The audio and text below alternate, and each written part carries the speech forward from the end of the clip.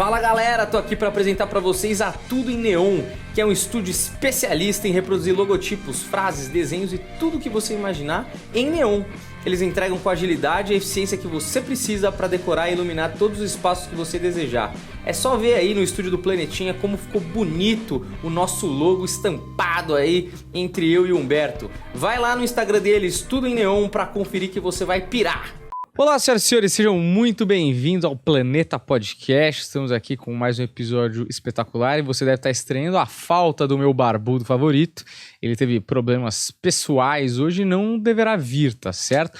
Mas fique tranquilo aqui, eu sou um excelente host e não vou deixar você se sentir sozinho, até porque hoje o papo é excelente aqui e de interesse público e social. Tô com a Carol aqui, né? Mas para você que tá em casa, mais respeito, doutora Carol. E a gente vai falar aqui de maconha medicinal. Posso chamar assim? Cannabis medicinal. Cannabis para fins medicinais. Melhor, né? Mais técnico e tira um pouco da parada do uso recreativo, vamos dizer assim? Eu acho que sim. Maravilhoso. Olha, para começar o papo, assim, eu vou perguntar algumas coisas bastante... que você até estava falando comigo um pouco antes de começar o programa, mas acho interessante, primeiro, falar um pouco do seu background, assim, né? Tipo, sua formação, como você foi parar nessa temática, que aí a gente pode depois ir para um panorama geral da cannabis medicinal no Brasil e como estamos. Como você começou? Óbvio que sendo médico, imagino, né? Na verdade, um pouquinho antes. Meus pais são empreendedores, então desde os 13 eu tô nas operações deles. Mas fui fazer medicina por idealismo, assim, gosto de pessoas. E mais no final da minha faculdade eu me envolvi com desenvolvimento de produtos nutracêuticos. No caso, desenvolvimento de produtos com base em açaí e outras frutas da Amazônia, certo, fazendo exportação para os Estados Unidos. E aí, no final da minha faculdade, fiz um internato no Jackson Memorial Hospital em Miami. Achei que tudo, Varela, funcionava tão perfeito igual o livro, que eu falei, é isso aqui que eu quero pra minha vida. Acho que eu gosto das regras para quebrá-las, mas foi muito legal a experiência de tudo funcionar. E é que eu tava numa vida meio MacGyver, assim, tendo que escolher dois pacientes, um respirador, e aquilo ali foi muito legal, as experiências em hospitais públicos no Brasil. E aí fiquei esse período nos Estados Unidos. A hora que eu voltei, me formei, eu vi que meu negócio era ir voltar mesmo para os Estados Unidos e ficar por lá. Foi uma experiência muito boa, no começo bem pancadeira, ninguém pagava minhas contas, então trabalhava um período, aí estudava outro período, para revalidar o meu diploma. E aí chegou uma hora que eu estava estudando 14, 15 horas por dia, muito intenso, e eu não conseguia mais dormir ou comer direito. Acabou completamente assim, o apetite. E aí fui prescrita Zolpidem, não sei se você já ouviu falar dessa medicação. Eu já ouvi, mas eu não sei o que é. Sai correndo. Zolpidem? Só para anotar mentalmente aqui. Sai correndo. É o Stilnox ou Pax, que são remédios para dormir. E assim, eu lembro eu colocando o remédio assim levando ele à boca e não lembro ainda eu tomando o remédio. Apago completamente, assim. E foi um sono dos justos, assim, muito tempo que eu não conseguia dormir tão bem. Só que foi tão bom que eu fiquei preocupada de ficar com dependência química. Se eu usar mais uma vez, eu certamente vou ficar dependente. Então eu preferi não tomar a segunda vez, mas eu precisava dormir. Então, conversando com alguns colegas médicos, um mencionou, você já considerou cannabis? E nem na minha longa lista, cannabis era uma opção. Mas eu coloquei na internet, cannabis medicinal, colocando algumas palavras. Cruzei um artigo científico falando que o THC, que é um dos componentes dessa planta, tinha um potencial apoptótico. O que é isso? Tem potencial de fazer células cancerígenas acabarem ou se suicidarem, acabarem com o ciclo de vida. Então eu falei, isso é muito importante para estar sendo negligenciado nos meus livros. Estou estudando tantas horas por dia, ninguém me falou que tem uma planta que pode matar o câncer ou impedir ou minimizar o crescimento do câncer. E aquilo me chamou muito a atenção. E por que a gente está? Essa altura do campeonato, isso era 2012 mais ou menos. Por que a gente ainda está discutindo isso se a ciência já está dizendo? Aí eu entendi que o desafio todo não era um desafio de ciência, era um desafio de comunicação. As pessoas não estavam comunicando. Os médicos não estavam à frente. Ninguém estava falando com o médico. Eu comecei a analisar numa perspectiva empreendedor. Qual é a dor do ecossistema e como que eu trago uma solução. A dor era... as embalagens eram muito hips. Eram muito... o contrário do que o médico gosta. Então, era uma capinha com um cara assim, de óculos. Psicodélicas, sim. Não fazia nem sentido. E também... as cores, laranja, vermelho, o médico não gosta. Igual o médico não gosta nem de verde. Na verdade, gosta de azul. Então, eu percebi, assim, que alguém precisava falar com esse médico e precisava ser uma capinha azul.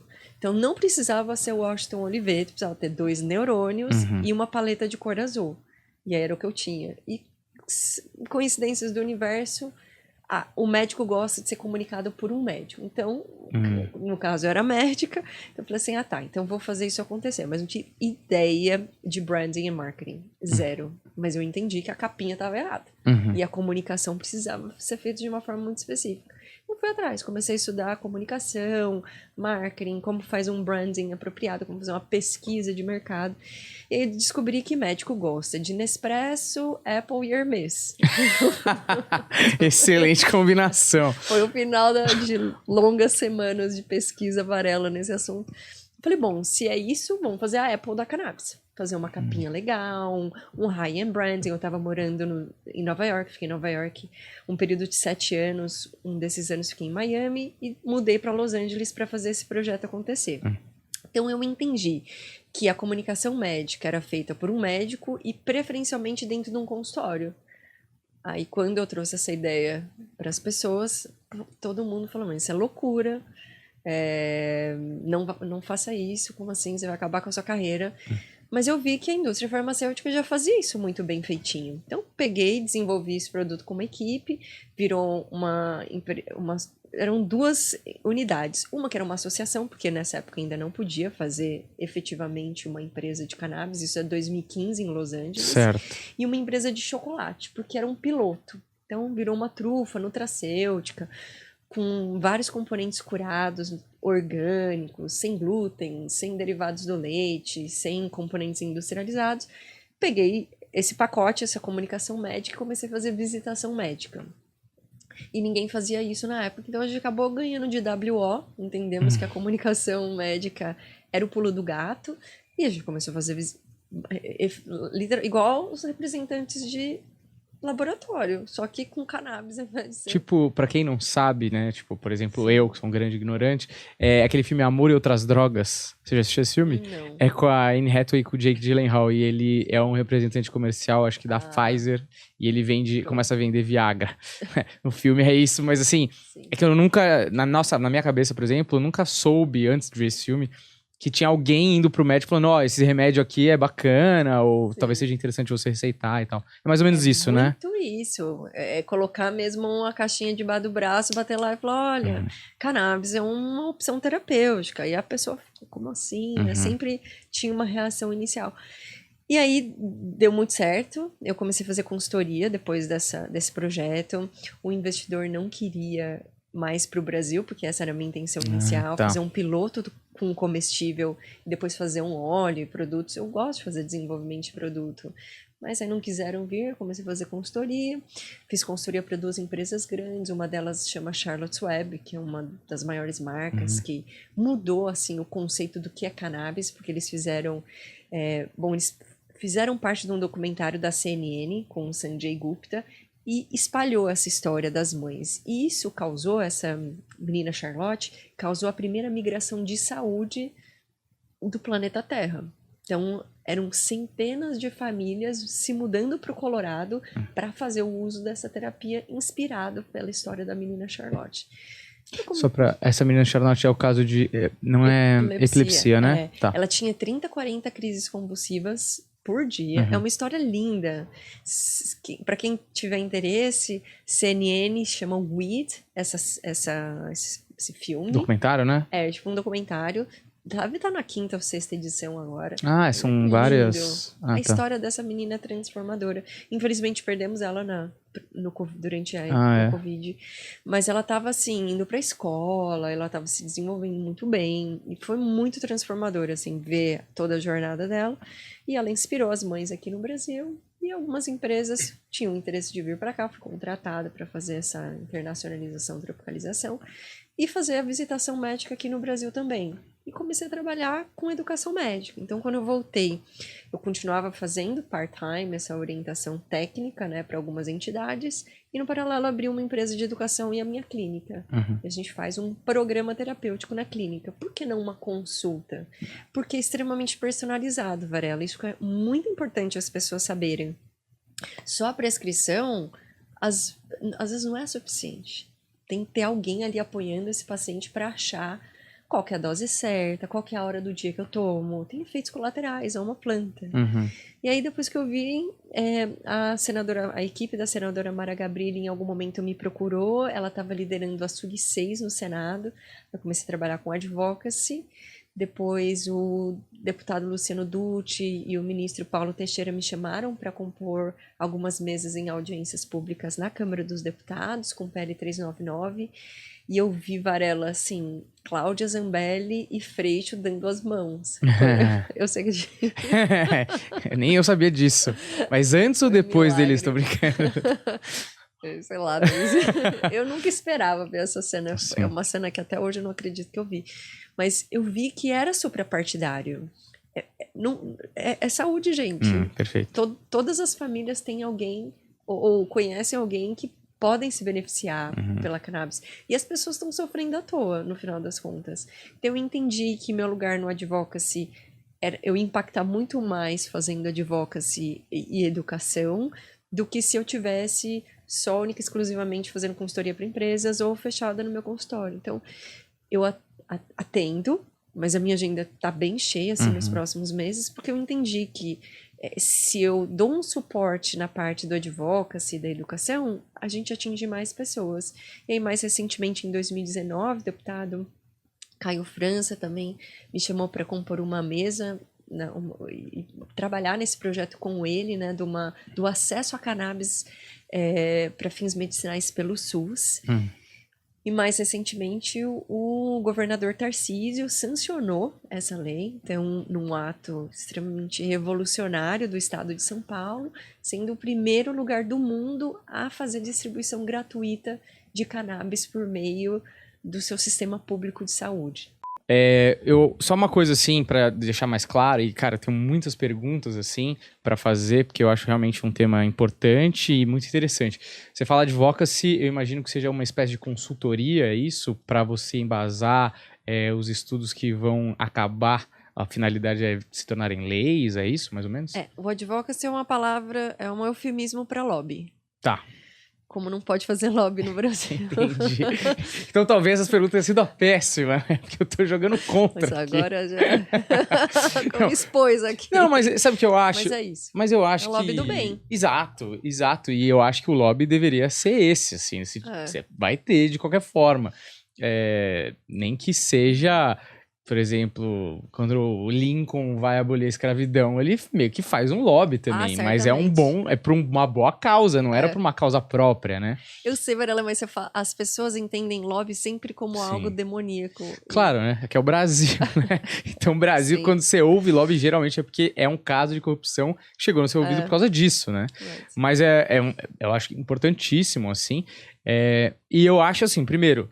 Uma coisa interessante que você falou, que é um dado, que o governo de São Paulo é o primeiro governo a colocar a cannabis medicinal como uma distribuição do governo, né, no seu sistema de saúde. Eu acho isso interessante porque em outros países talvez a cannabis medicinal esteja mais avançada em vários aspectos, então até para mim é um pouco meio... Nossa, mas que doido, né? Por que, por exemplo, vários estados... Tudo bem, os Estados Unidos tem um healthcare lá um pouco diferente, né? Não tem público lá. Né? O sistema público de saúde não existe. Aquele Obamacare é meio... Você tem que entrar, você tem que aplicar, e você tem que ser aceito. Não é pra todo mundo, assim, no sentido de... É que nem aqui o SUS, qualquer um que vá lá vai ser atendido, né? Isso. Mas agora, países como... por exemplo, a Holanda, né, teoricamente, que Sim. tem uso recreativo, você tem uso recreativo, teoricamente, todos os medicinais deveriam estar bombando, assim, no sentido de ou experimentações ou Sim. mesmo de disponibilização, né? E eu imagino, isso eu já não sei, mas eu imagino que a Holanda tem um sistema de saúde um pouco mais parecido com o nosso do que com o americano, né? Sim, eu acredito. Não conheço a fundo o sistema de lá, mas ter uso recreativo não Não tem nada a ver, necessariamente né? quer dizer uso medicinal. Mas em Israel, por exemplo, que existe um sistema de saúde público, existe a possibilidade do governo pagar parte do seu tratamento de cannabis. Não 100%. tá. Então, eles subsidiam parte do tratamento. Certo. Agora uma pergunta, assim, que eu acho que é a primeira, assim, que até pra dona Neide, que tá lá em casa, que acha que a cannabis é do diabo, né? Eu acho que muitos dos problemas do avanço da cannabis medicinal é muito baseado no preconceito, assim. Inclusive, esse fim de semana, assim, eu não sei se você tava morando no Brasil, mas teve uma novela famosíssima aqui no Brasil, chamava O Clone, que tinha uma dependente química e que a maconha era um negócio que eu assisti há 10 anos, né? Quando assisti, eu falava, meu Deus, isso daí é um negócio maluco, assim. E hoje você reassiste, que eles revivem uns clipes, você fala, meu, que absurdo, isso era a visão, né, do cara que usava maconha recreativa e tal. Mas a pergunta é, a cannabis medicinal deve ter uma infinidade de problemas de saúde que ela atende. Então, seria bacana, assim, pra galera entender um pouco melhor quais ou alguns desses problemas, os mais importantes, os maiores, ou que mais atingem a população, que a cannabis, ela serve pra sanar, pra melhorar, pra diminuir, talvez, o sofrimento do paciente, né? Muito legal o que você falou, Vila. Você teve uma sacada que é isso, diminuir o sofrimento das pessoas. As pessoas estão sofrendo e muitas vezes estão sofrendo sem necessidade. E, sim, poderia ajudar muitas pessoas. A gente tem uma maior robustez de artigos científicos em algumas áreas. Dor, em adultos, esclerose, pacientes com esclerose múltipla têm espasticidade, que é tipo uma rigidez muscular. Certo. O músculo fica durinho. A gente também tem uma robustez em náuseas e vômitos causados por quimioterápicos. Isso é super comum, a gente vê das pessoas que fazem quimioterapia ficarem enjoadas. Também não teria necessidade de elas passarem por isso, porque os canabinoides têm um grande potencial de alívio nesses casos. E epilepsia. Mas a gente também tem evidências moderadas, talvez não tão robustas, mas que deve ser levada em consideração na ansiedade e na insônia. Essas são duas áreas bem interessantes de alívio de sintomas. Mas no consultório eu também vejo pacientes com autismo, doença de Parkinson, doença de Alzheimer, depressão, dependência química, fibromialgia, endometriose, psoríase, doenças autoimunes de uma maneira geral. A gente tem uma resposta bem interessante. É como se os canabinoides pudessem funcionar como um imunossupressor, que é o tipo de droga que é usada em casos de autoimunidade. Então, eles suprimem o sistema imunológico para que ele não seja reativo, não fique como se fosse um gato escaldado. Você passa, você mostra uma panelinha quente pro gato escaldado, ele já fica assim. Então, a gente consegue dar uma baixada nessa reatividade do sistema imunológico, que é muito positivo. Então, a gente tem um potencial de alívio nos sintomas de todas essas condições, inclusive de dependência química. Que os canabinoides, eles têm o potencial de diminuir a fissura, inclusive a fissura da cannabis, a dependência química da cannabis para o uso recreativo, que é muito baixa, mas que existe esse potencial e que os canabinoides podem reduzir essa questão da dependência, da fissura. Agora, antes da gente aprofundar nisso, assim, eu gostaria de falar até, porque eu imagino que as pessoas fiquem pensando, né? Ah, então, peraí, então ela vai me receitar cannabis, eu vou lá e fumo, como que é, né? Porque eu imagino que tenha várias formas, né? São diferentes doses também, e de formas mesmo, porque eu acho que o preconceito da galera, de maneira geral, ela tá muito ligada ao baseado, né? Ou à venda no tráfico, na biqueira, e de ser uma coisa underground, sei lá. E que é aquela frase clássica do é a porta de todas. Não existe muito isso, né? Mas assim, como que é a forma de se tomar? É um óleo? É fumar mesmo? É uma pílula? Como que se dá essa forma? Que eu acho que para ilustrar pro pessoal que tá lá, né? Querendo ouvir, tá ouvindo a gente aqui. Sim. Primeiro, legal você trazer essa questão de porta de entrada. Na realidade, é uma porta de saída, né? Ele pode...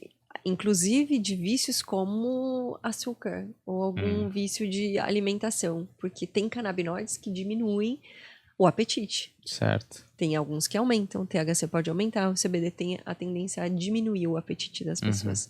Existem várias formas de consumir essa terapia. A mais comum hoje é via oral, um óleo, um extrato. Certo. Mas tem pacientes que fazem uso também tópico. Então, talvez um paciente com uma dor articular pode fazer esse uso de um creme, um gel, né, na pele. Um paciente com psoríase, que é uma doença autoimune, que tem algumas lesões na pele, que ficam soltando, assim, descamando a pele, né? E podem fazer também dores em alguns lugares do corpo, essa psoríase. Então, tanto para as lesões quanto para as dores, a gente tem uma resposta positiva. Tem alguns pacientes que fazem uso intranasal. Então, tem uma associação na Paraíba chamada Abrace, que serve mais de 35 mil pacientes hoje, que é bizarramente enorme. E eles têm um produto intranasal que é bem interessante. Também supositórios, então alguns pacientes que têm acometimentos relacionados ao intestino ou ao reto em si. E alguns pacientes também fazem o uso de óvulos intravaginais ou absorventes íntimos, tipo OB de cannabis. Sei que aqui não é muito comum, mas as mulheres que têm cólica menstrual ou pacientes com endometriose podem fazer o uso dessa terapia. Fora do Brasil, existe o uso por forma vaporizada. Acho que a forma fumada na medicina não cabe muito. Certo. Mas em Israel a gente tem estudos clínicos dentro de hospitais fazendo a vaporização da cannabis para dor em câncer, por exemplo. Aqui no Brasil, não. Mas essa é uma decisão entre paciente e médico. Por quê? Varela, você pensar um paciente oncológico que já tentou o uso oral, que já tentou diferentes usos, não está tendo uma resposta, e ele tenta o uso vaporizado e tem uma resposta, mas quem sou eu para falar que ele vai ficar sofrendo agora porque não pode? Então, eu acho que a gente precisa sempre levar em consideração a redução de danos, mas a gente precisa pensar que estamos lidando com humanos que precisam ter a sua dor aliviada. E se for abacaxi ralado no olho esquerdo, que seja. Ou cannabis via vaporizada. Não importa. A gente tem que reduzir a dor dessas pessoas de alguma forma. É engraçado que parece tão óbvio, assim, né? No sentido de a medicina, eu acho que a área da saúde como um todo, claro, tem como objetivo curar muito dos problemas, mas no final do dia é diminuir a dor e tudo mais. E eu acho isso... Eu me toquei disso, apesar de parecer muito óbvio, eu me toquei disso quando eu fui psicólogo, e aí a gente tava conversando sobre, junguiano, freudiano, não sei o que, ele falou, cara, eu trato paciente, se eu tiver que usar uma técnica junguiana, ou freudiana, ou, sei lá, adleriana, ou nenhuma dessas, e ser um abraço, né? Então, eu vou usar porque tem uma pessoa na minha frente, não tem um problema matemático, não é? Então, eu acho que isso é muito legal. Agora eu vou ser um pouco mais, vamos dizer, técnico, assim, mas eu acho que pode ser bastante esclarecedor. Você fala dos... Me corrija se eu estiver errado. Canabinoides. Perfeito. O que são os canabinoides e quais são as diferenças entre eles? Como que funciona essa parada do canabinoide, né? Sim. É uma substância que é produzida não só no nosso corpo, mas em diferentes seres vivos, em plantas, animais. Então, eles podem ser endocannabinoides, então a gente produz no nosso corpo, podem ser fitocannabinoides, que são produzidos, por exemplo, por plantas, podem ser canabinoides sintéticos feitos no laboratório. Aí depende da fonte ali. E eles são compostos ativos que agem em receptores, como se fosse uma chave fechadura. E aí, onde estão essas fechaduras? Depende do organismo. Se a gente está falando do organismo humano, essas fechaduras estão em todos os lugares. Então, por mais que a gente saiba que os canabinoides, os fitocannabinoides são os componentes mais conhecidos da planta, que são o CBD e o THC, e são mais de 120, Varela, já documentados, eles não são a estrela. A estrela é um sistema, que se chama sistema endocannabinoide, que é o sistema que recebe esse componente e se liga num receptor, como se fosse uma chave fechadura. É um sistema complexo, então tem ligantes, que são as chaves, e tem os receptores, que são as fechaduras, e tem enzimas ou componentes que fazem síntese e degradação, tanto dos receptores quanto dos canabinoides em si. E aí, a gente produz esses endocannabinoides no nosso corpo, que são praticamente idênticos aos fitocannabinoides da planta, os fitocannabinoides principais das plantas, que são o CBD e o THC. Então, essa questão de não gostar de cannabis não faz muito sentido, porque todos nós produzimos as principais moléculas da planta, a gente produz muito parecido dentro do nosso corpo, na forma de neurotransmissores. Então, é um sistema complexo, chave e fechadura, e que a gente pode ter as chaves, ou produzidas pela gente mesmo, ou produzidas pelas plantas, na forma de fitocannabinoides. Perfeito, então tá dentro da gente. Totalmente, tá no leite materno, inclusive. Quando a gente nasce, a gente toma canabinoides, né? Certo, e é só uma questão de concentração, talvez? Pode ser, tem concentração também. Ou no nosso corpo são endocannabinoides e nas plantas são os fito. Então, a estrutura um pouquinho diferenciada, mas a base estrutural é a mesma. Então, assim, né, indo pro populacho, né, como diria o outro. No final do dia, aquela parada do só uma erva natural faz muito sentido, assim, né? Porque eu vejo nutricionistas falando hoje em dia, né? No final do dia, coisas que te fazem bem são coisas naturais. Então, alimentação com vegetais, plantas. Eu vi um nutricionista falando assim, se a sua avó comia quando ela era criança, provavelmente é saudável. Ótimo. Né? Porque não tem o processado, né? Não tem, sei lá, um monte de coisa sintética aí que pode fazer muito mal. Agora, uma coisa que você estava falando e eu estava pensando a galera, eu acho que quando esses avanços legislativos e da medicina vão se dando, a galera fica um pouco com medo de, então o tráfico vai ser liberado, vai ser... Eu queria que você explicasse um pouco do parâmetro social da parada, como que esses avanços da medicina da cannabis, o que eles têm a ver, por exemplo, com a maconha recreativa? Se é que eles têm alguma coisa a ver, porque pode ser uma coisa completamente independente da outra e que o avanço de um não vai afetar em muita coisa o outro. Ou vai, não sei, isso que eu queria saber. Sim, não são coisas completamente separadas em termos regulatórios. E eu, como médica, vou sempre focar no uso medicinal da cannabis. Mas se a gente pensar em números, existe uma segurança muito maior do consumo de cannabis. O uso adulto da cannabis é muito mais seguro do que o uso do álcool, por exemplo, ou de outras drogas disponíveis. Então, acho que as pessoas deviam se preocupar menos com a cannabis, como uma droga, e mais com a bebida e com... Perfeito. Assim, o açúcar. Muito mais perigoso, muito mais gente morre de açúcar do que de cannabis. Até hoje... morreram 0 pessoas de cannabis. Não sei que caia uma tonelada na sua cabeça. Aí você vai morrer. Mas nunca matou ninguém. Então, água mata. Não precisa tomar muita água, tá? Inclusive, pouco tempo atrás, teve um rádio nos Estados Unidos que fez uma propaganda. Enfim, era se você tomasse, quem tomasse mais água ganhava um Wii, até na época do Wii, um tempão atrás. E tem uma pessoa que morreu porque tomou água. Então morre de água, morre de banana, morre de amendoim. Tem gente que morre de poeira, mas de cannabis não vai morrer. Então eu não acho que isso deveria ser uma grande preocupação das pessoas. Agora, o açúcar e os derivados do leite e o glúten, isso sim são venenos que deveriam ser excluídos e abolidos da alimentação das pessoas. Então, a única diferença da avó, que eu falaria, se a sua avó comia glúten e leite, eu acho que ela não estava indo muito bem. Mas o restante da avó, né, a comida não processada, enfim, tudo que está na quitanda é legal para comer, mas evitar certamente os processados, acho que faz toda a diferença. Mas voltando na parte recreativa, não existe uma influência hoje em termos de mudança, né, pelo menos no Brasil, da parte recreativa por causa da parte medicinal. Mas se tiver, eu como médica, eu não me preocuparia. Mas certamente nenhum dos políticos que está tratando essa questão médica está misturando os assuntos. Eu não acho que tinha que misturar os assuntos mesmo. Não tem nada a ver, né? Não, é só para também deixar claro, assim, né? Porque a galera fica com essa... aqui no Brasil, principalmente, tem essa preocupação forte.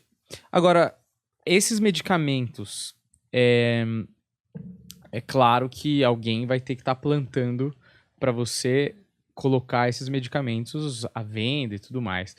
Então, são 2 perguntas, na verdade. A primeira é, da maconha, a erva, né, a cannabis, vamos dizer assim, pro remédio, ela passa por um processo, eu imagino. Então, não é que é a erva, não é só a erva que é te dada, é o óleo, né? Ela passa por um processamento farmacêutico ali também, né? Não necessariamente, mas pode ser. Hoje a gente tem produtos sendo vendidos na farmácia. Hoje temos 20 produtos de cannabis autorizados para comercialização nas farmácias hoje no Brasil. E a gente tem um medicamento. Qual que é a diferença deles? Estudos clínicos. Então, um passou por uma série de estudos clínicos e outro não. Tem produtos que são tratados como se fossem suplementos. Então, eles não passam pelas etapas de produção farmacêutica. Mas tem uma qualidade suficiente para você ser um suplemento fora do Brasil. Então, vamos dizer que é uma comida bem cuidada no sentido de processo. Mas, Vilela, é um negócio que daria para fazer em casa. Sei. Não é uma ciência de foguete. É só para estar pronto ali. Né? Se você faz uma extração na sua cozinha, aquilo ali vai ter uma segurança suficiente. Tem que ter muita mãe que faz isso. Hoje a gente tem centenas de famílias que têm um habeas corpus para fazer isso dentro de casa. Então já é uma realidade. Mas sim, a forma de... O processo de produção é certamente bem sério com relação ao quando a gente está fazendo consumo para um uso medicinal. A planta é exatamente a mesma. Não tem diferença entre a planta para uso recreativo e a planta para uso medicinal. Pode ser que a gente tenha uma cepa em específico, olha, esse tipo de cepa aqui é melhor para dor, ou esse aqui é melhor para fobia social, ou esse aqui reduz meu apetite, eu tô com sobrepeso e ansiedade, não tá me fazendo bem. Mas, de uma maneira geral, o uso recreativo também tem isso, né? Sim.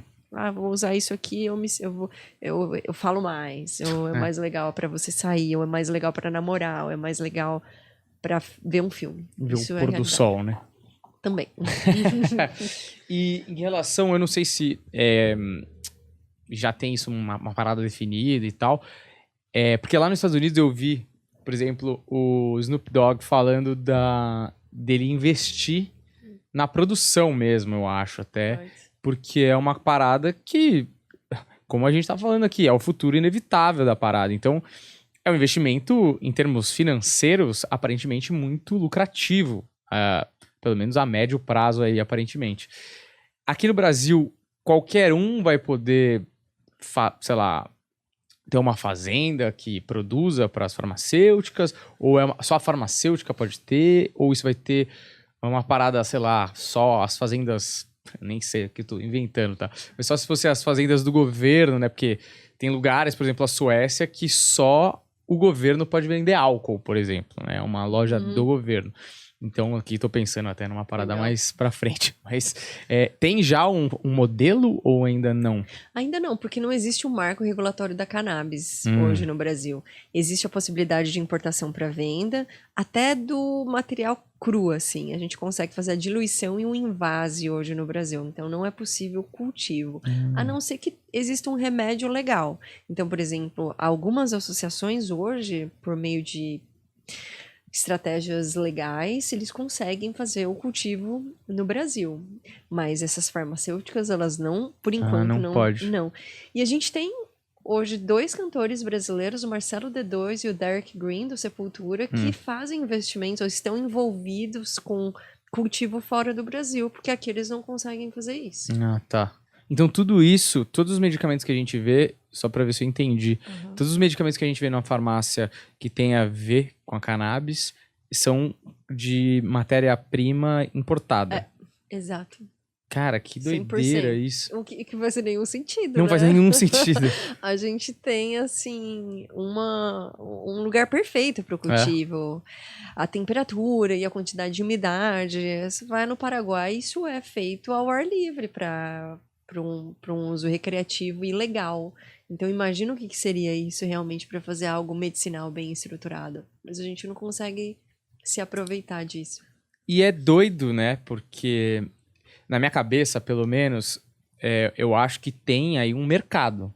Enorme. Como você diz, assim, né? Tem, lógico, a parte da saúde, que é o primordial aí, a prioridade, no sentido de fazer com que as pessoas se sintam melhor e tem um monte de pessoas sofrendo e tendo que se virar aí. Eu lembro até de uma matéria no Fantástico, inclusive um caso muito parecido com a da Charlotte, né? Aqui no Brasil, de epilepsia, né? É a menina Anne.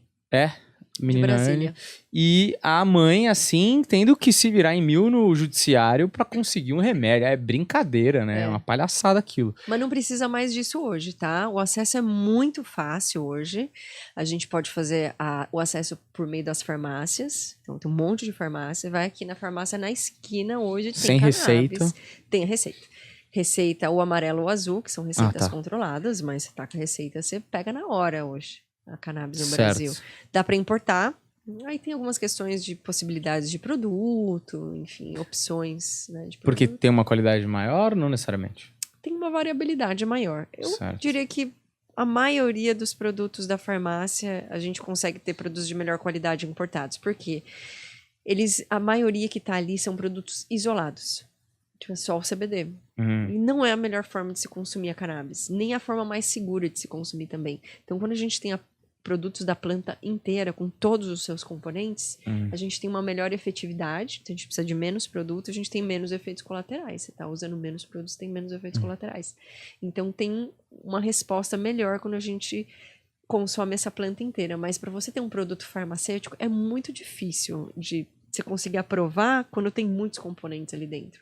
Então, tem alguns produtos que tem a planta inteira sendo vendidos na farmácia, mas é aquilo ali. Você tem uma, duas, poucas opções, sendo que os importados têm vários canabinoides diferentes, vários terpenos e flavonoides, que são outros componentes da planta. Então, os terpenos são os óleos essenciais, por exemplo, que dá um cheirinho para os alimentos, de uma maneira geral, inclusive para cannabis. E tem potencial terapêutico. Tem óleo essencial que a pessoa dorme, tem óleo essencial que a pessoa fica mais calma. Então, isso tem na planta também. E os remédios da farmácia não necessariamente têm essa... Por quê, né? Porque, tipo assim, você falou aí que aqui no Brasil o CBD ele tá muito isolado, né? Nas farmácias, sim. Nas farmácias, né? Pra você ter mais componentes e tornar um produto mais rico, mais palatável ou mais eficiente, né? Não se tem isso porque a regulamentação no Brasil é atrasada, é isso? Porque a gente não consegue plantar aqui. Se a gente tá nos Estados Unidos, a gente teria milhares de cepas diferentes que a gente podia falar, eu vou fazer um óleo daquele ali amanhã cedo. À tarde você tá vendendo. Aqui não, você tem que passar por anos, se for vender na farmácia, anos de ver a segurança desse produto. Quando a gente faz isso numa via farmacêutica é extremamente caro, aí chega caro na farmácia. Então são 2 anos, pelo menos, ou cerca de 2 anos, pra gente conseguir registrar esse produto para ser comercializado no Brasil. Como é que inova quando você demora 2 anos? Deve ter patente, deve ter um monte de burocracia também, né? Tem muita burocracia. Não é uma exigência ter patente, mas certamente você ter uma patente de um processo pode... demorar mais ainda. Pode demorar mais ainda.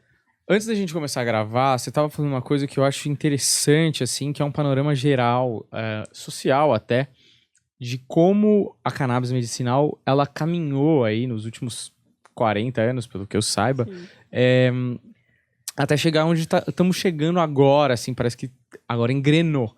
Mas seria interessante você falar um pouco, até das pessoas que fizeram parte dessa caminhada, né? Que geralmente esse tipo de coisa, um vai passando a tocha pro outro, e aí a coisa vai chegando num lugar que realmente importa para todo mundo. Se você desse um panorama geral, seria interessante até pra gente falar do cenário como tá hoje, né? Legal. Então, uma planta que tem mais de 5.000 anos de história, começou com o imperador amarelo Shenlin, que é o pai da medicina chinesa. E aí passaram por alguns personagens. Um deles foi médico da tropa do Nero. E ele foi um médico muito respeitado na época. E também fez algumas documentações sobre o uso dessa terapia. Depois a gente teve o William O'Shaughnessy, que foi um cientista. Ele fez a primeira publicação de um artigo científico, que foi o The Lancet, que é um jornal extremamente respeitado, né, no meio médico. E ele menciona algo que você colocou na sua fala. Ele falou assim, aqui ninguém tá querendo curar nada. Aqui é o alívio de sintomas, é o alívio da dor que precede a morte, das doenças e condições ordinárias mais comuns naquela época. Então, por exemplo, a raiva ou o tétano, assim, era um sofrimento bizarro que essas pessoas passavam. E ele documentou isso em artigos científicos. E aí, numa história mais recente, o professor Rafael Mishulam, o búlgaro radicado em Israel, que fez hoje um dos maiores publicadores, né, de cannabis, e ele teve uma história muito interessante, ele é um cientista super quadrado, assim. E aí ele viu que ele precisava inovar, porque o pessoal lá em Israel, né, eles são muito, assim, fora da caixinha. E aí ele resolveu dedicar toda a sua carreira, então muitos anos de história, e junto com o professor Elisaldo Carlini, que é um médico, infelizmente ele morreu recentemente, mas ele foi um pesquisador que dedicou mais de 60 anos da sua vida à pesquisa de plantas, inclusive a planta cannabis, e em 1980 ele publicou junto com o professor Rafael Mishulam o primeiro estudo clínico em humanos, controlado, porque lá no The Lancet foram alguns relatos, não era algo extremamente estruturado, mas já temos pesquisas aí há alguns anos. Mas em 1980 foi uma virada de chave. E aí sim que levou uma aceleração grande desse processo, né? Então, o professor Carlini é um dos recentes mais importantes, certamente. E aí, em 2014, eu acho que é válido pontuar um médico chamado Mauro Aranha, Dr. Mauro Aranha. Ele foi presidente do CREMESP, ele estava sendo muito pressionado pelos médicos e pelas mães em 2014, para que os médicos em São Paulo, então, o presidente do CREMESP em São Paulo, do órgão que regulamenta os médicos, ele estava sendo pressionado para permitir que os médicos prescrevessem. Por quê? Virou uma empurração de barriga, lá nessa época. Os reguladores, por exemplo, Anvisa, etc., eles falavam, mas cadê a prescrição? E aí os médicos falaram, tá, mas cadê a Anvisa permitindo a importação? Aí não saía do lugar. E o Mauro Aranha, junto com o Dr. Osvaldo, com o advogado, eles tiveram esse ato revolucionário de permitir que a cannabis fosse prescrita em São Paulo, e isso forçou a barra do Conselho Federal de Medicina a fazer uma regulamentação federal. E isso aconteceu um pouco agora na história recente, né, da sanção pelo Tarcísio de uma lei que permite o acesso à cannabis no Brasil. Mas essa foi, assim, eu acredito que tenham sido os personagens principais da cannabis no Brasil até hoje. É muito louco, assim, né? Principalmente, primeiro, pensar como é lento, né? Anos 80, cara. E agora, 2014, que nem se falou, anteontem, né? E agora, recentemente. Agora, uma pergunta que eu queria te fazer, que eu acho que seria interessante, é perguntar pra você, no mundo ideal, como você acha que deveria estar o cenário hoje? Hoje ou amanhã, mas no mundo ideal que você fala, cara, eu acho que fiz meu trabalho no sentido de, em termos de legislação, de possibilidade de medicamentos na farmácia e ao alcance de todo mundo que precisa, né, consumir e melhorar seu bem-estar. No mundo ideal, como estaria sendo? O que mudaria, né? E aí depois eu quero te perguntar se você acha que falta muito tempo para esse mundo ideal. Assim, o mundo ideal acho que envolve muito direitos humanos, das pessoas poderem tomar decisões sobre o seu próprio corpo. Então, para mim, idealmente, as pessoas poderiam fazer isso em casa. No Brasil, o Brasil está preparado para isso? Absolutamente não. Não existe o mínimo de possibilidade estrutural da gente fazer cultivo doméstico hoje no Brasil. Mas da mesma forma que eu tenho o direito de plantar camomila, eu não vejo por que eu não teria direito de plantar cannabis. Porque a segurança é a mesma em termos de mortalidade zero. Nenhuma das duas plantas vai matar ninguém. Então eu acho que as pessoas deveriam poder fazer o seu próprio remédio. Não vejo por que não. Agora, isso acontece em alguns lugares desenvolvidos de economia desenvolvida pelo mundo. Agora, quanto tempo isso vai demorar no Brasil? Acho que uma eternidade.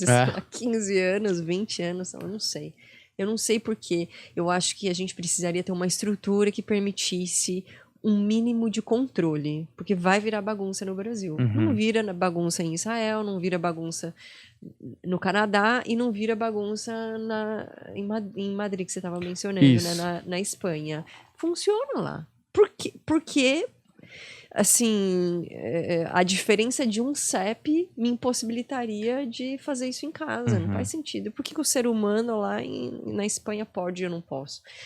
Eu é uma coisa, eu não tô precisando disso. Mas e uma mãe? Mas se coloca no lugar da mãe, que sabe que tem uma mãe que, por causa do CEP dela, ela pode fazer um cultivo doméstico e a outra, por causa do CEP, tem que passar por 1000 processos. Eu acho que vai demorar muito. Acho que o primeiro passo seria associações e empresas poderem fazer esse cultivo no Brasil. E isso depende um pouco da bancada ruralista fazer. Eles certamente teriam o capital político de fazer isso acontecer, eles querem. Eu já fui chamada para uma audiência pública que eles lideraram e foi maravilhosa. E aí o presidente Vilela dessa comissão, ele fez algo que eu jamais esperei que eu escutaria. Mas ele falou assim, eu faço tráfico internacional. Ele falou? Falou assim para todo mundo, está gravado. Tipo, caraca, no meio da Câmara dos Deputados. Por que não outros falam? Então, existe essa vontade. Eu acho que tem muito preconceito, tem uma questão também da bancada evangélica, que entende que pode liberar as drogas. Eu não entendo muito bem essa correlação que eles fazem cultural. Mas sim, eu acho que existe essa possibilidade. Se a gente aprova o PL 399, é em 1 ano. O PL 399 é um projeto de lei que está na Câmara dos Deputados, que o presidente era o Paulo Teixeira, hoje o ministro, e lá isso é regulamentado. Nesse PL que está parado lá no Arthur, isso seria regulamentado. Então, cultivo. Na realidade, não está por associações especificamente, mas fala que existe uma possibilidade de uso das farmácias, estrutura da farmácia viva do SUS. Então, mas tem lá centros de pesquisa e também empresas. Então, a gente poderia ter isso por centros de pesquisas e empresas, quiçá nas farmácias vivas, assim que esse PL virasse lei. Espero que em breve. Então, só para o último estágio, talvez, é lógico que são várias etapas, né? Mas o último estágio para você, se isso acontecesse, seria, chegamos lá, no sentido, estamos com essa temática pacificada. Posso tirar férias. É tipo... o cultivo em casa, né? Por exemplo, você citou o cultivo em casa. Porque eu acho que, assim, talvez seja uma das coisas que tem mais tabu do cara falar, você tá plantando na sua casa, né? Eu acho que tem uma coisa meio... Eita, mas isso não é perigoso, sei lá, né? A pessoa pensa umas paradas meio assim. Você acha, então, que o Brasil não tem essa estrutura por conta de uma organização social um pouco caótica, né? E que isso pode vir... Eu imagino que seja por isso, né, que você tem falado. Mas você acha que pode vir a se tornar uma coisa que o cara se utilize dessa nova lei não só para consumo próprio, para sanar algum problema de saúde e tal, mas potencialmente para um comércio, por exemplo, ou não necessariamente? Certamente teria desvio de função. No Brasil ia virar bagunça. Sim. Mas eu acho que seria parte de direitos humanos, né? E seria a última etapa. Acho que se a gente conseguir fazer um cultivo doméstico, seria uma última etapa. Mas eu acho que o Brasil não tem a segurança. E eu não digo nem a segurança assim, as pessoas vão fazer um desvio de função ali, vão comercializar. Eu acho que as pessoas vão se colocar em risco de vida. Eu acho que não existe uma estrutura policial e na investigação, de checagem, de fiscalização, né? Perfeito, de fiscalização para que isso seja feito de uma maneira correta. Então, eu acho que a falta da polícia e da infra para fazer isso acontecer impediriam que fosse feito de uma maneira correta. Sei. O que é uma pena, né? Que eu acho que o Brasil é muito grande. Eu acho que o Brasil tem uma cultura de tráfico de drogas, assim, um pouco forte, que uma coisa não tem nada a ver com a outra, mas que a falta de informação das pessoas, que eu acho que talvez a gente esteja tentando sanar um pouco disso aqui nesse episódio, você muito mais que eu, né? Que as pessoas confundem muito as coisas. Eu acho que até historicamente, você chegou a dar um panorama histórico aí, desde, sei lá quantos mil anos atrás, 5.000 anos atrás. E a maconha tem uma estigmatização, um preconceito gigantesco, que é muito burro, né? No final do dia, da coisa do vagabundo, do traficante, ou a porta de entrada das drogas, que nunca fez o menor sentido, porque eu conheço pessoas que usam drogas pesadas e não gostam de maconha, por exemplo, né? Mas eu acho que, no final do dia, eu acho que talvez o mais importante, lato sensu, assim, né? Como sociedade, talvez, lógico que avançar com as paradas em termos de lei e tudo mais, mas também tirar muito do preconceito, assim, né?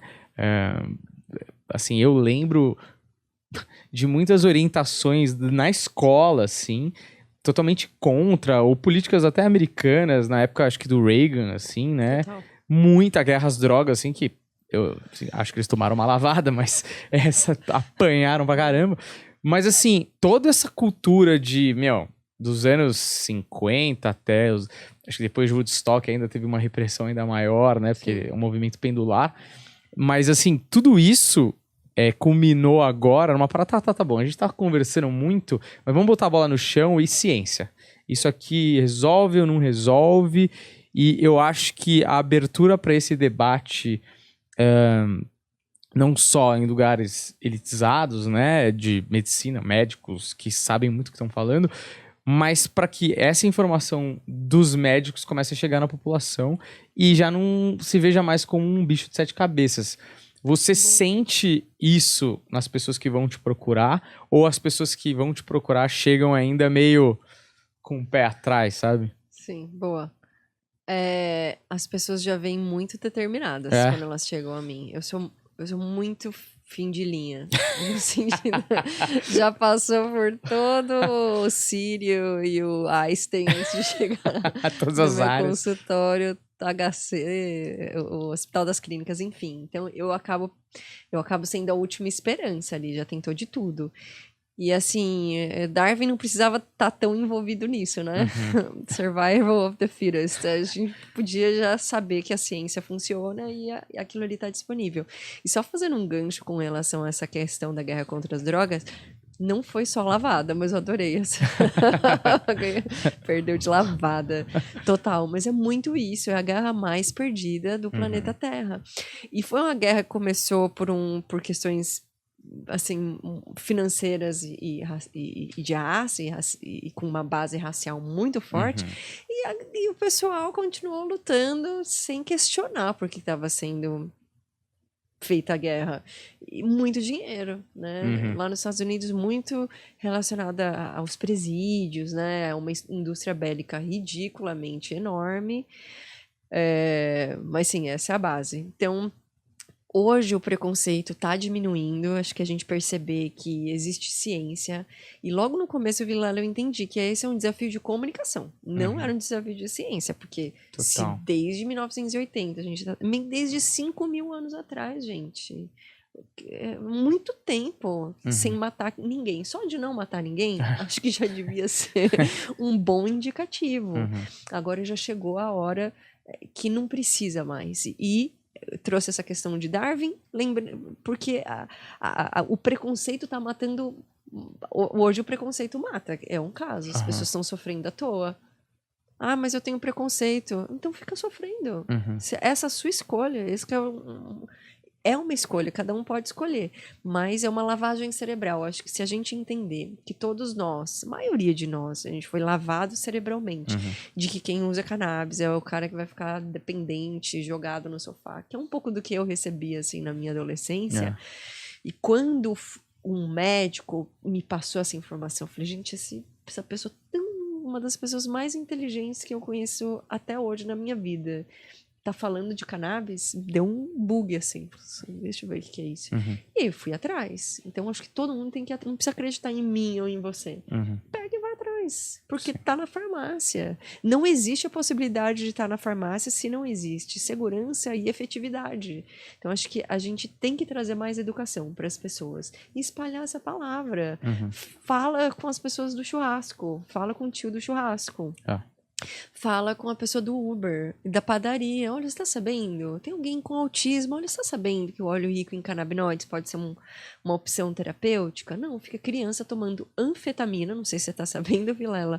Mas dão um composto, um remédio que chama Venvance para crianças, sem anfetamina. E ninguém reclama. Existe hoje uma epidemia de Zolpidem, de Rivotril. O Brasil é o país que mais consome Rivotril do planeta Terra. Todo mundo que você conversa parece que a pessoa tá tomando Rivotril.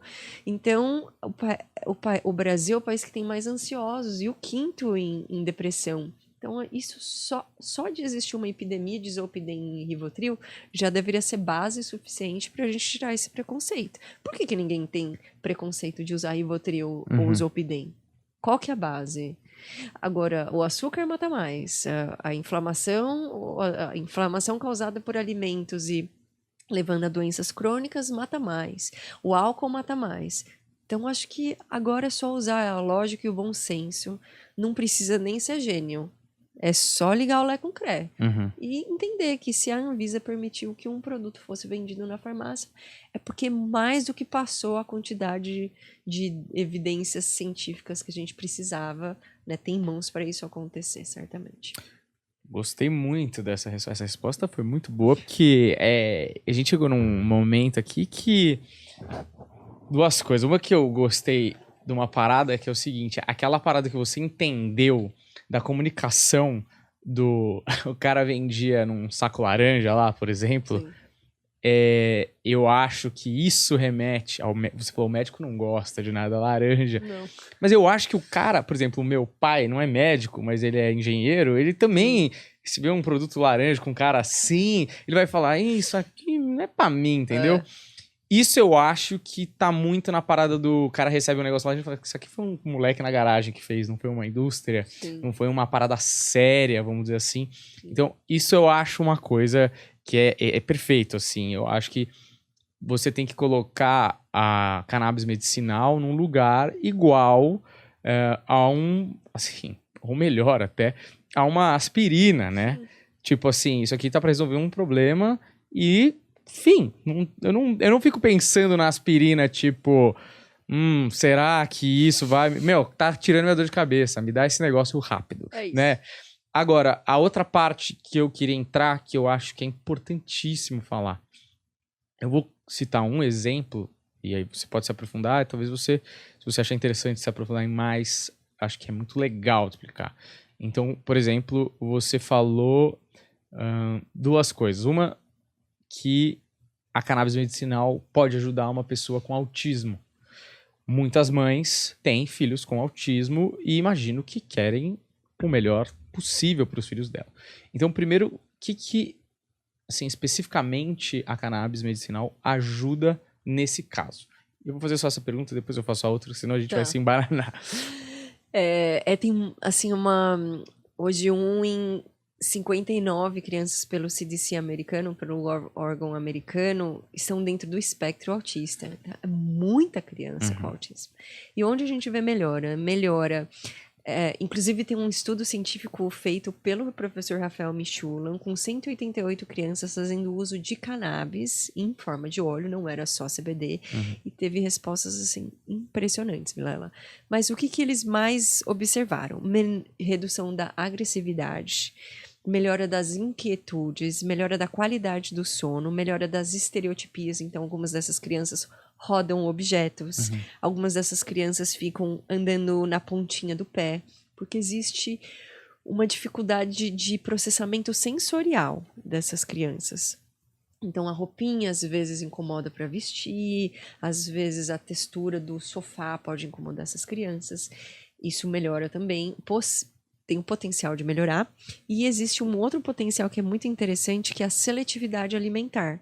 Então, essas crianças, às vezes, elas não comem quase nada, porque a textura da comida é algo incomodativo para elas. Então, esse é um outro ponto. E cognição, foco, atenção e memória, esse é um outro ponto. Algumas dessas crianças têm ganhos de função importantes, então elas não tomavam banho sozinhas, passam a tomar banho sozinhas, ou não conseguiam abotoar uma roupinha e agora conseguem abotoar. Isso pode significar a redução de um cuidador, por exemplo, no final do mês. Então, esses são os pontos principais, mas na parte de humor e a cognição, né, melhora do humor, melhora da ansiedade, melhora da qualidade do sono, isso é transformador. São crianças muito inquietas, são crianças muitas vezes que não conseguem ficar paradas na frente de uma televisão. E isso acaba impactando negativamente na qualidade de vida dos pais. Existem crianças que têm ganhos de função inesperados, que não são dos mais comuns. Por exemplo, tem crianças que começam a se olhar mais. São crianças que normalmente não têm essa questão contato de fixar, visual, né? Fixar o contato visual. E tem crianças que começam a falar depois que usam os canabinoides. É o mais comum? Obviamente não. Por que eu tô trazendo aqui? Porque alguém vai olhar essa nossa conversa e vai colocar e vai ver que o filho de alguém começou a falar. Eu não esperaria isso. Eu nem falo isso para os meus pacientes para não se criar uma expectativa. Mas nesse artigo científico, pelo professor Rafael Michelon, a gente vê numa longa lista de potenciais terapêuticos, alguns desses que eu falei e outros. Então, e também o ganho de função. Ele fala ali que 25% dessas crianças tiveram um ganho de função, começaram a fazer algo que não faziam antes. Então, um número impactante por si só. Mas se você é mãe, né? A gente sempre coloca a mãe porque é responsável direta, né? Geralmente. Se você é mãe de uma criança que tem autismo, que tem alguma dessas questões que você colocou, a chance de 1 em 100 de qualquer tipo de melhora é válida a tentativa. Então, essa informação eu acho que ela é extremamente necessária, porque se eu, por acaso, estou nesse cenário, eu vou amanhã, sabendo dessa informação, colocar em teste essas possibilidades, porque qualquer 1% de melhora na qualidade de vida do meu filho, ela é totalmente válida, custe que custar, assim, eu acho que é meio que essa posição. Então, eu acho muito interessante, assim, porque quando a gente exemplifica, né, com um dado concreto, assim, é aquilo que você falou, todo mundo agora pensa em alguém que tem alguém assim, ou de uma forma, ou que está em uma situação ou em outra, e que pode acabar ajudando. Agora, uma pergunta que eu queria te fazer é o seguinte, você falou de Rivotril, e você falou que, no caso de ansiedade, depressão no Brasil e tudo mais.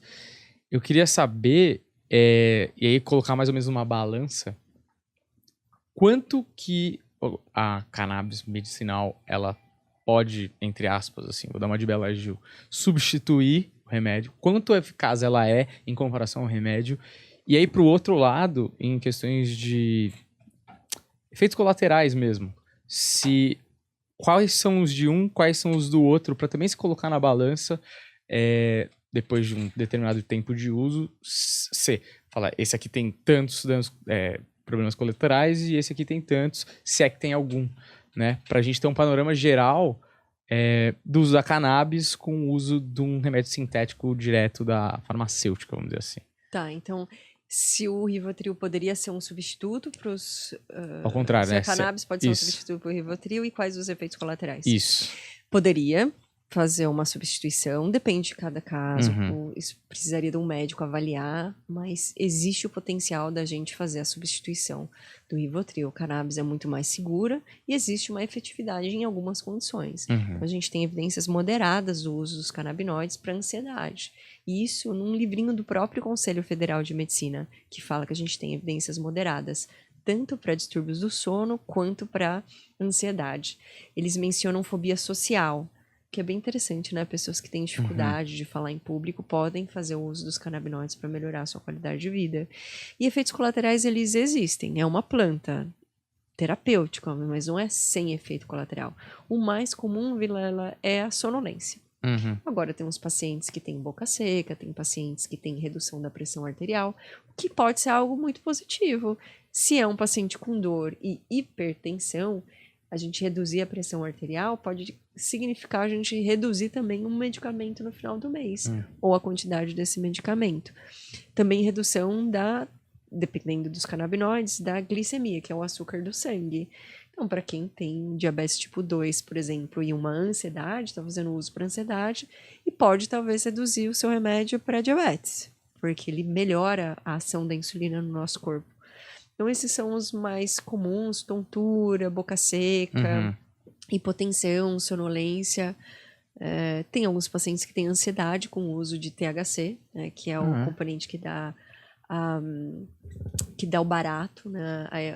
Assim, essa sensação da felicidade, que eu não acho que é negativa, é um efeito colateral, essa felicidade. Sim. Pô, esse efeito colateral eu queria. Pô, tem tanto efeito colateral pior que esse. Certamente na lista do Rivotril. Exato.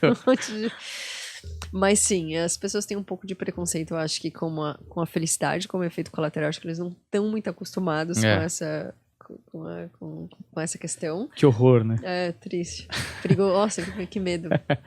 Mas eu acho que a gente tá quebrando um pouco esse preconceito. Mas são poucos quando comparados aí.